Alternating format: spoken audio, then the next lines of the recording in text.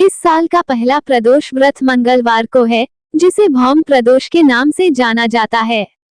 इस शुभ दिन पर समर्पण और भक्ति के साथ भगवान शिव और देवी पार्वती की पूजा करने से भक्तों को उनकी इच्छाओं के करीब ले जाया जा सकता है। नमस्कार दोस्तों, बातें ज्ञान की YouTube चैनल में आपका स्वागत है। इस चैनल के द्वारा भक्ति, ईश्वर कथा, पौराणिक कथाएं, प्रेरक कहानियां और ज्ञानवर्धक कहानियों का विशेष संकलन आपको मिलेगा और आप ऐसे ही ज्ञानवर्धक वीडियो देख पाएंगे। कृपया चैनल को सब्सक्राइब करें, वीडियो को शेयर करें और अपना बहुमूल्य साथ बनाए रखें। धन्यवाद दोस्तों। भौम प्रदोष व्रत पर देवताओं की पूजा करने से सौभाग्य, समृद्धि और खुशहाली आती है। कुछ भक्त इस दिन भगवान शिव की पूजा भगवान नटराज के रूप में भी करते हैं। भक्त सुबह जल्दी उठकर पवित्र स्नान करें, मंदिर को साफ करें, शिव परिवार की प्रतिमा स्थापित करें और उनके समक्ष दिया जलाएं। पूजा करने के लिए शाम का समय सबसे अच्छा है। भगवान को फूल, मिठाइयां और फल अर्पित करें। भगवान शिव के मंत्रों का जाप करें। पूजा का समापन आरती से करें। अंत में शंखनाद करें। पूजा के बाद भक्त सात्विक भोजन से अपना व्रत खोलें। प्रदोष व्रत का महत्व। इस साल का पहला प्रदोष व्रत मंगलवार को है, जिसे भौम प्रदोष के नाम से जाना जाता है।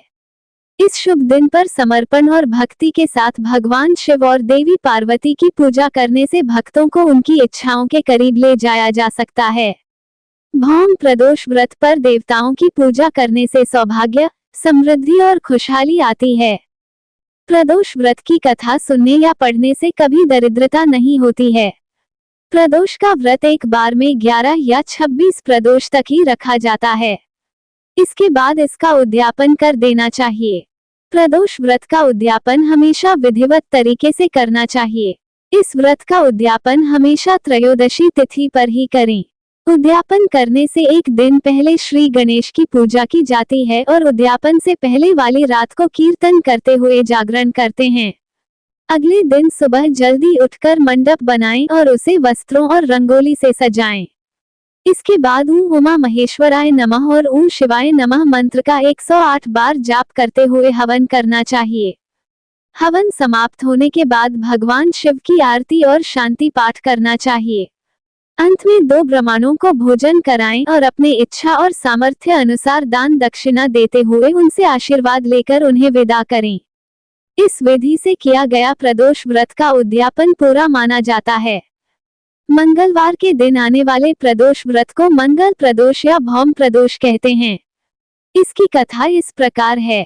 एक नगर में एक वृद्धा रहती थी। उसका एक ही पुत्र था।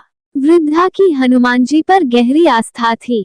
वह प्रत्येक मंगलवार को नियम पूर्वक व्रत रखकर हनुमान जी की आराधना करती थी। एक बार हनुमान जी ने उसकी श्रद्धा की परीक्षा लेने की सोची। हनुमान जी साधु का वेश धारण कर वृद्धा के घर गए और पुकारने लगे, है कोई हनुमान भक्त जो हमारी इच्छा पूर्ण करे। पुकार सुन वृद्धा बाहर आई और बोली, आज्ञा महाराज। हनुमान वेशधारी साधु बोले, मैं भूखा हूँ, भोजन करूंगा, तू थोड़ी जमीन लीप दे। वृद्धा दुविधा में पड़ गई। अंततः हाथ जोड़कर बोली, महाराज, लीपने और मिट्टी खोदने के अतिरिक्त आप कोई दूसरी आज्ञा दें, मैं अवश्य पूर्ण करूंगी। साधु ने 3 बार प्रतिज्ञा कराने के बाद कहा, तू अपने बेटे को बुला, मैं उसकी पीठ पर आग जलाकर भोजन बनाऊंगा।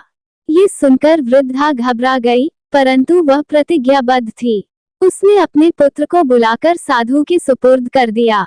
वेशधारी साधु हनुमान जी ने वृद्धा के हाथों से ही उसके पुत्र को पेट के बल लिटवाया और उसकी पीठ पर आग जलवाई।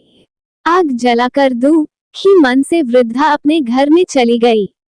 इधर भोजन बनाकर साधु ने वृद्धा को बुलाकर कहा, तुम अपने पुत्र को पुकारो ताकि वह भी आकर भोग लगा ले।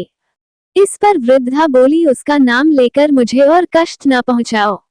लेकिन जब साधु महाराज नहीं माने तो वृद्धा ने अपने पुत्र को आवाज लगाई। अपने पुत्र को जीवित देख वृद्धा को बहुत आश्चर्य हुआ और वह साधु के चरणों में गिर पड़ी। हनुमान जी अपने वास्तविक रूप में प्रकट हुए और वृद्धा को भक्ति का आशीर्वाद दिया।